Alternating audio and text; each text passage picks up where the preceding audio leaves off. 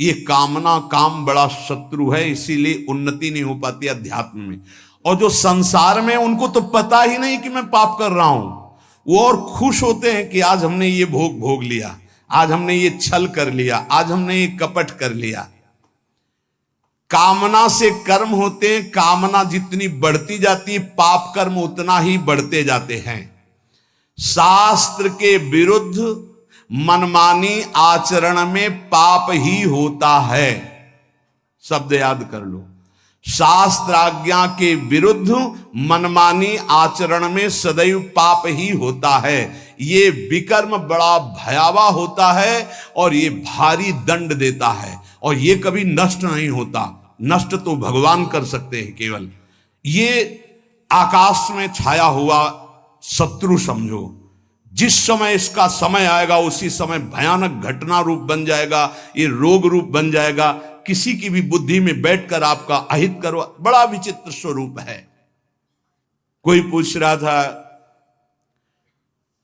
कि भाई भगवान के यहां तो बहुत नरक भोगवाएं, फिर यहां जन्म दें और कष्ट दें, ऐसा एक पाप कर्म है? अगर इस सृष्टि में, भारत में तुम एक कोई पाप कर्म तुम्हारा प्रकाशित हो जाए कि एक हिंसा की, एक व्यभिचार किया, एक छेड़ा, तो उसकी सजा देख लो जाके कानून में। बोले 20 वर्ष की जेल और 1 लाख रुपया जुर्माना। इसके बाद जुर्माना क्यों, जब उसको सजा दी जा रही है तो जुर्माना कैसे दे? उसको तो सजा दे दी। नहीं नहीं, कानून है, ऊपर से है जुर्माना। तुमने ऐसा किया, 7 साल की जेल, 50,000 जुर्माना देना पड़ेगा। ऐसे ही नरक भोग और इसके बाद पुनः तिर्यक योनियों में जन्म और उसका दंड, ये जुर्माना। खेल तमाशा समझो। लाखों पाप ऐसे हैं जो तुम्हारे प्रकाशित नहीं हुए, हमारे प्रकाशित नहीं हुए। अगर भगवान की प्राप्ति नहीं होगी तो एक एक सेकंड के कर्म का भोग भोगना पड़ेगा। ये कब तक चलता रहेगा? जब से सृष्टि रची गई आज तक चल रहा है। तो इसलिए मुझे मनुष्य शरीर से तत्वबोध या भगवत प्राप्ति अत्यंत आवश्यक है। ये काम करने के लिए हम आए हैं। कर्मों को भोगना ही पड़ता है, चाहे जहां भाग के जाओ। किसी ने प्रश्न किया था कि आपने कहा देवराज इंद्र ने अहिल्या के साथ गलत व्यवहार किया, तो आपने ये नहीं बताया उसको दंड क्या मिला। क्योंकि दंड का विषय नहीं चल रहा था, विषय चल रहा था कि भोगाकर्षण कितना प्रबल होता है कि हजारों लाखों अप्सराओं का स्वामी भी, देवराज इंद्र भी, एक मुनि की कुटिया में जाता है और वहां ऐसे गंदे भाव से गौतम ऋषि का वेश धारण कर कर अहिल्या जी का, तो उसको जानते हो क्या दंड मिला था? उसको 1000 भग हो जाए तुरंत साप मिला था। तुझे भग से, भग माने योनि, तुझे योनि से बहुत प्यार है, तू देवराज इंद्र है, तू जो चाहे कर सकता है, तो देख मैं अभी तुझे दंड देता हूं। गौतम ऋषि ने कहा सहस्त्र भगधारी हो जा। पूरे शरीर में हजारों योनियां हो गई और हर योनि से महान दुर्गंध। अब बैठ त्रिभुवन पति बन करके चरणों में लौट गए। 1000 योनि पूरे शरीर में, योनि योनि, और दुर्गंध युक्त घृणास्पद घोर नरक समझो, घोर नरक। चरणों में गिर गए। महाराज त्रुटि हो गई, आप भगवत स्वरूप ऋषि हो, आप बड़े दयालु, बहुत विनय की। तब का भोग तब तक जब तक भगवान रामावतार में नहीं आते। जब श्री राम अवतार लेंगे तो उनके दर्शन के लिए ब्रह्मादि सब देवता उपस्थित होंगे, तू भी उपस्थित होगा। तब यही भग 1000 नेत्र रूप में परिणित हो जाएंगे। ये दंड मिला था। तो जानते हो सिंहासन में बैठने से शर्म आती थी और महल में रहते थे अमरावतीपुरी में, निकलना मुश्किल था क्योंकि 1000 भग खुला उनके शरीर में बने हुए थे। कर्मणों गहनो गति, गहन है कर्म की गति, भोगना पड़ेगा। एकमात्र श्री भगवान क्षमा कर सकते हैं, दूसरा कोई नहीं। आम त्वाम स्वरूपापेभ्यो मोक्षयिष्यामि मा शुचा। कामना जब उपासक के अंदर होती है तो ना चाहते हुए भी उससे पाप कर्म हो जाता है। विकर्म से बचना है तो काम, कामना, वासना मन ते अति कर दूर। राधा राधा राधा, पर है बहुत कठिन, बहुत कठिन है। कामना के त्याग के बिना ये निषिद्ध कर्म, पाप कर्म, विकर्म, इससे बचा नहीं जा सकता। गहनो कर्मणो गति, कर्म की बड़ी गहन गति है। कौन सा कर्म बांधने वाला है, कौन सा कर्म मुक्त करने वाला है, इसका निर्णय करने में सब समर्थ नहीं है। जो भगवान में चित्त जोड़े हुए या स्वरूप बोध है, वही उन्हीं के द्वारा निर्णय माना जा सकता है। ये बड़े बड़े विद्वानों में भी गलती हो जाएगी निर्णय करने में। निर्णय में दो ही समर्थ हैं, या तो भगवत प्रेमी महात्मा या ब्रह्मबोध संपन्न ब्रह्म ऋषि। कर्म क्या है समझ गए? कोई भी कर्म करने के पहले जो फल आकांक्षा से प्रेरित होकर शास्त्र सम्मत किया जाता है उसे कर्म कहते हैं। अकर्म क्या है? जो तत्वबोध प्राप्त महापुरुष हैं, निर्लिप्त हैं, ममता रहित हैं, आसक्ति रहित हैं, उनके द्वारा हुआ कर्म अकर्म हो जाता है। वो फल नहीं देगा, वो बांधने वाला नहीं।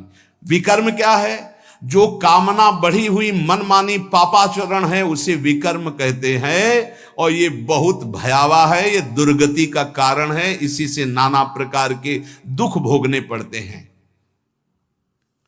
श्री भगवान कह रहे हैं जो कामना से कर्म होते हैं वो कामना अधिक बढ़ जाने पर केवल पाप होने लगते हैं। जैसे धन की कामना से कर्म शुरू होते हैं, फिर धन की जब ज्यादा इच्छा हो जाती है तो बेईमानी, चोरी, हिंसा, छल कपट, इसके करने में कोई भय नहीं रह जाता। अकर्म हमारे कर्म हो जाए ये बहुत जरूरी है।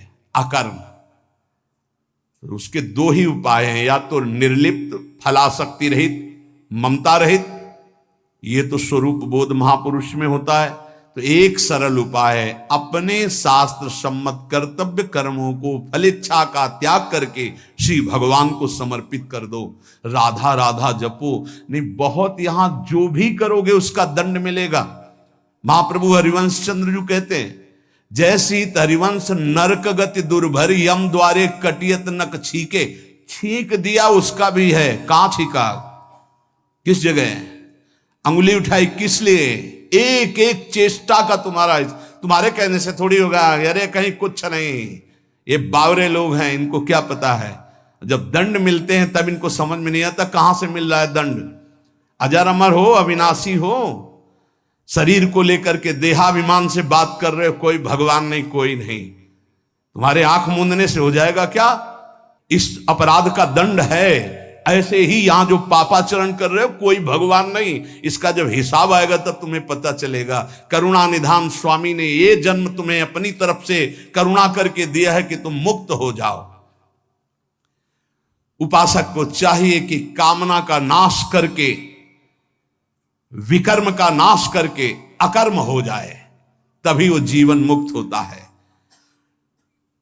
कर्मण्य कर्म यह पश्येद कर्मणि च कर्म यह, सा बुद्धिमान मनुष्येषु स युक्तः कृष्ण कर्म कृत।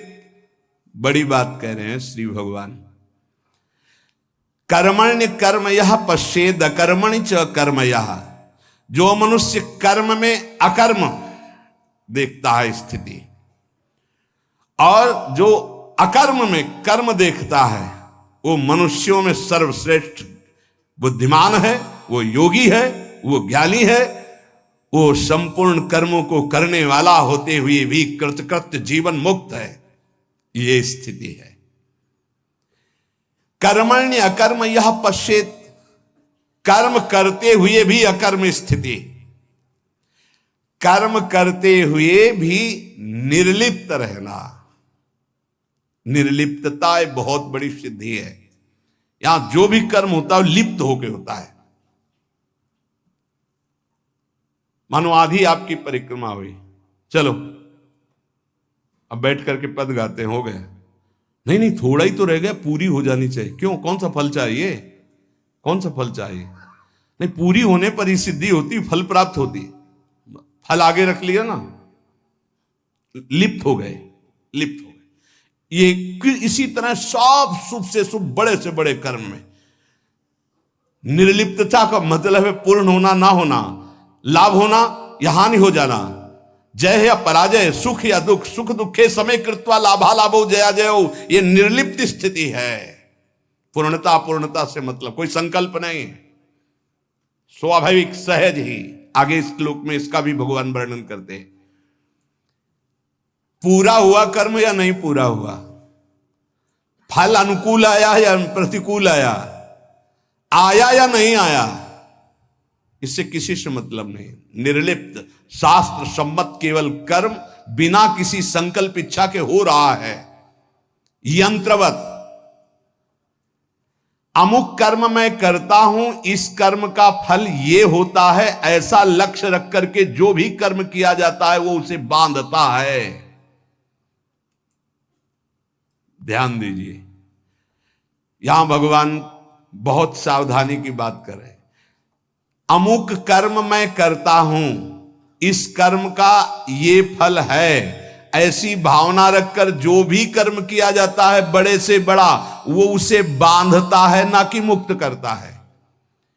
प्रत्येक कर्म का आरंभ और अंत होता है, शुरू और विश्राम होता है, इसलिए उसका फल आरंभ और अंत वाला होता है।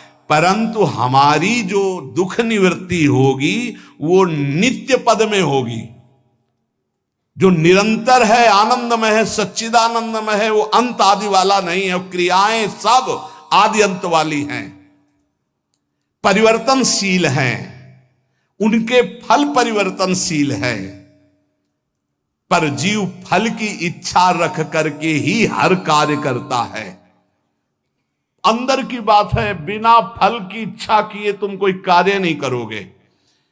आज ऐसा करते हैं, पहले फल आएगा उसका, इसका फल क्या होगा, ये चलो ऐसा करते हैं।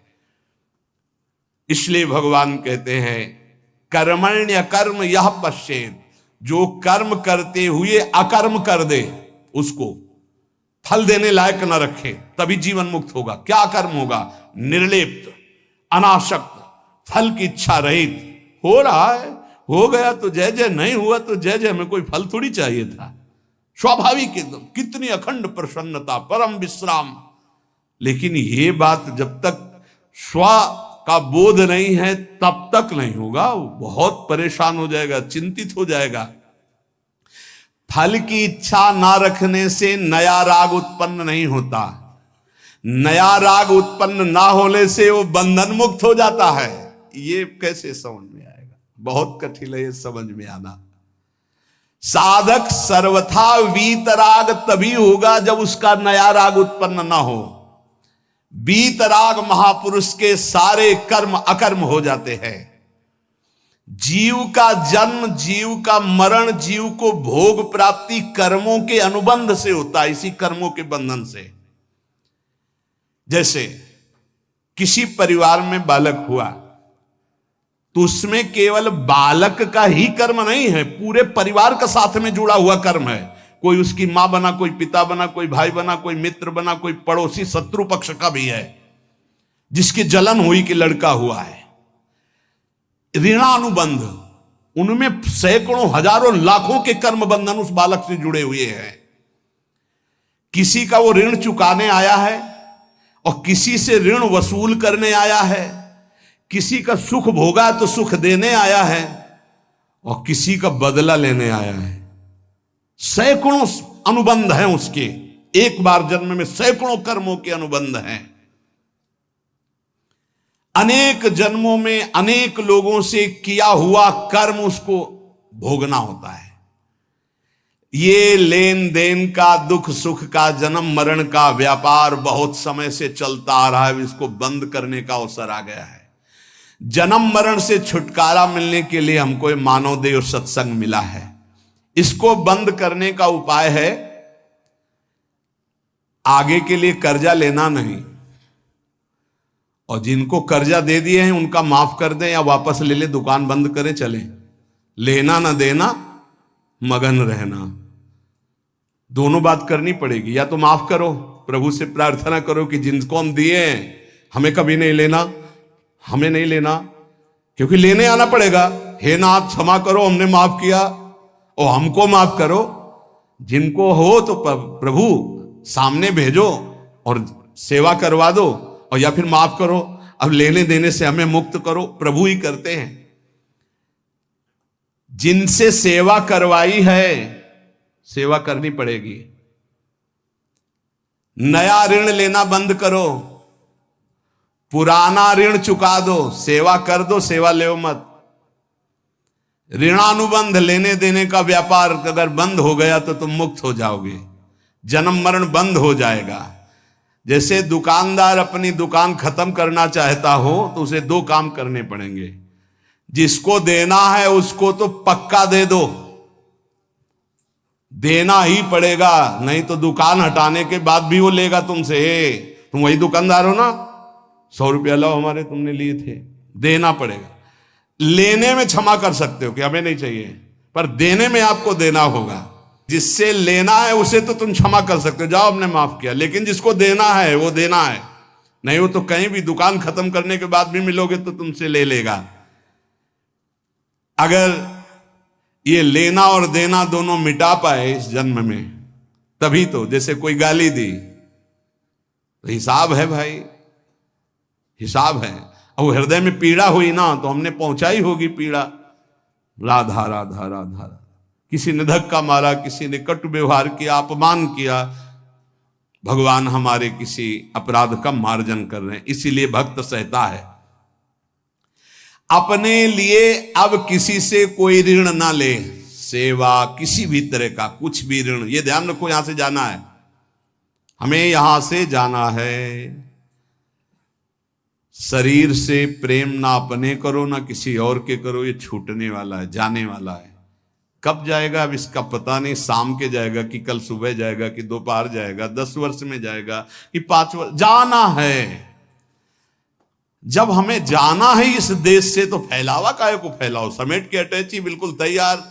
मरने से सब जग डरा मेरो मन आनंद, कब मरी हो कब भेटी हो पूरन परमानंद। समझ में आ रहा है? मरने वाली अब शकुन वाली बात घर में अगर चला दे तो फिर बहुत ही, ये आखिरी मृत्यु होनी चाहिए। पर घर परिवार में बातें अब शकुन मानी जाती हैं, मरने की बात नहीं। नहीं क्यों? क्योंकि फिर पापाचरण में रति नहीं होगी अगर मरना दिमाग में रहेगा। नारायण स्वामी ने कहा 2 बात दिमाग में रख लो, एक नारायण को, दूसरी मृत्यु को। क्योंकि जाना है यहां से तो गंदी कमाई काहे को करो, अच्छी कमाई भगवान नाम, दूसरों को सुख प्रदान करना। संसार से जो तुमने ऋण लिया है, अब हम किस किस को जाने किस किस जन्म से क्या लिया है। तो सरकार कह रहे हैं अहम त्वाम सर्व पापेभ्यो मोक्षयिष्यामि मा शुचा। श्री कृष्ण की शरण में हो जाओ, वो लेना देना दोनों का हिसाब कर देंगे। मालिक, नौकर का ऋण मालिक चुकाता है, सेवक का बंधन मालिक मुक्त करता है। कोई भी गड़बड़ी हो जाए तो आगे मालिक को आना पड़ेगा। अगर सही ईमानदार मालिक है तो छाती आगे लगे, नहीं मुझे मार लो, इसको छोड़ दो, जो भी कहो वो मैं दंड स्वीकार कर, इसको छोड़ दो। तुरंत विभीषण पाछे मेला, सन्मुख राम सहयो सोई सेला। ये हमारे स्वामी का स्वभाव है। सेवा भजन जप ध्यान समाधि, अगर ये अपने लिए है तो बंधन बहुत जोर का भी रहेगा समाधि तक, और अगर ये जगत मंगल के लिए है तो लेना देना खत्म हो जाएगा इसी से। ये भी अपने लिए नहीं है। अब आप ये भी समझ लीजिए, कह रहे सेवा भजन जप ध्यान समाधि ये जगत जगदीश स्वरूप है, इनके लिए है। जो भजन कर रहा हूं, सर्वे भवंत सुखिना सर्वे संत निरामया, अगर इसका सुख मेरे लिए है तो फिर आओ यहां। अगर ये भगवान को समर्पित है, बहुत समझना है, बहुत समझना है। ये महापुरुषों के वचन हैं। कैसे आओगे? देवराज इंद्र, बड़े बड़े देवता, बड़ी बड़ी पदवियां, बड़े बड़े वैभव, ये सब साधन भजन करने वाले को तो मिले। मानो जो इसी देश के बड़े बड़े पदों में है, सब पुण्यात्मा है, इनका तप हुआ है। अब जो किया जाएगा वो आगे की फसल है, लेकिन पीछे की बहुत जोरदार फसल है। अगर मुक्त होना चाहते हो तो भजन भी अपने लिए नहीं है। तो दियम वस्तु गोविंदम तो भ्रमेयो, लेना न देना मगन रहना, जीवन मुक्त हो गया। अब आपको लगेगा, जानते हो कैसे बात करते हैं महाराज, आज से एक माला आपके लिए कि आपका रोग ठीक हो जाए, और 10 हमारी, एक माला सिर्फ आपको देंगे। इष्ट और गुरु को एक माला, 10 माला मेरी नहीं भैया, मेरा अस्तित्व नहीं, अब जो कुछ हो रहा है वो सब आपके लिए है। आप जीवन मुक्त हो गए। ये बड़ा सूक्ष्म विषय है, बड़ा सूक्ष्म विषय। जीवन मुक्त होने के लिए आना ना जाना, सेवा भजन जप ध्यान समाधि, ये केवल संसार के हित के लिए है। कहेंगे माला के घुमाए, इतना कष्ट सहकर माला घुमा रहे हो, कह रहे दूसरों के मंगल के लिए है।